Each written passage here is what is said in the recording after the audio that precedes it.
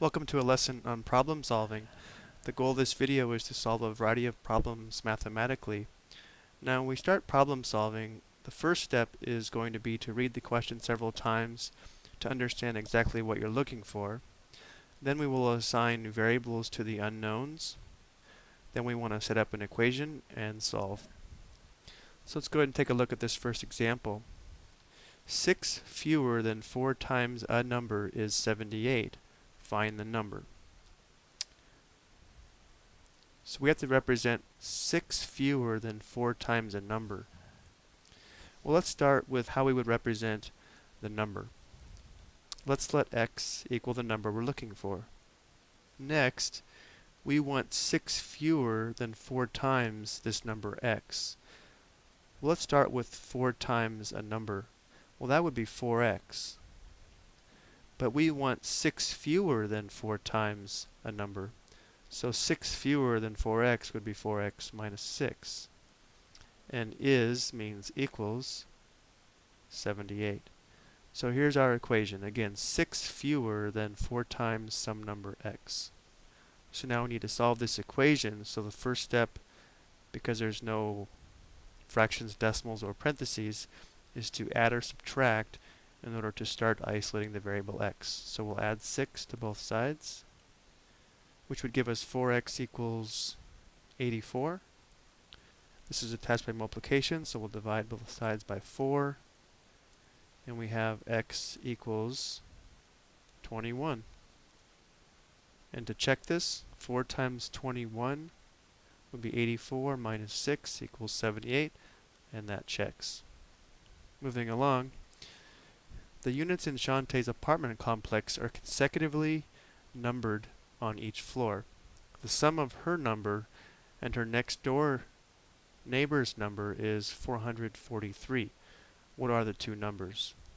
Well, first, let's talk about consecutively numbered.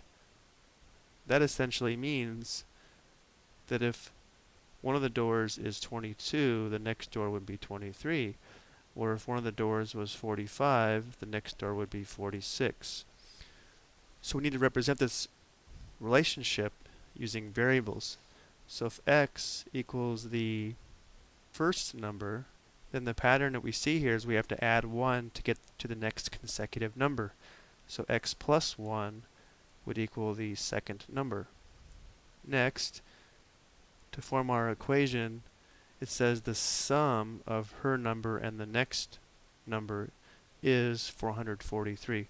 Well, sum means addition, so our equation is going to be the first number plus the second number must equal 443.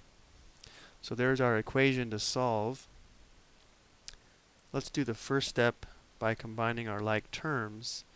So our equation becomes 2x plus 1 equals 443. Let's take this over to the next screen. Now we have our basic two-step equation, so we will subtract 1 on both sides.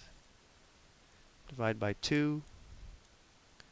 We have x is equal to 221. Now be careful. Let's go back and read the question again. What are the numbers? So we found x, or we found the first number. But the second number was x plus 1. So the numbers would be 221, and the next one would be x plus 1, or 222. So those are the numbers we're looking for in this question. Let's go ahead and try another. Sunset Scenes prints digital photos for 12 cents each plus $6.29 shipping and handling. Your weekly budget for the school yearbook is $25. How many prints can you have made if you have $25? Well, let's start off by letting x equal the number of prints. So the total cost is going to equal 12 cents for every print. Well, that would be 12 cents times x plus the shipping and handling cost of $6.29. So the equation that we want to solve, since we have $25 to spend, we want to set this expression for cost equal to 25. Now we could multiply by 100 to clear the decimals, but since we're going to use the graphing calculator, let's go ahead and just do this in its current form. First step, we would subtract 6.29.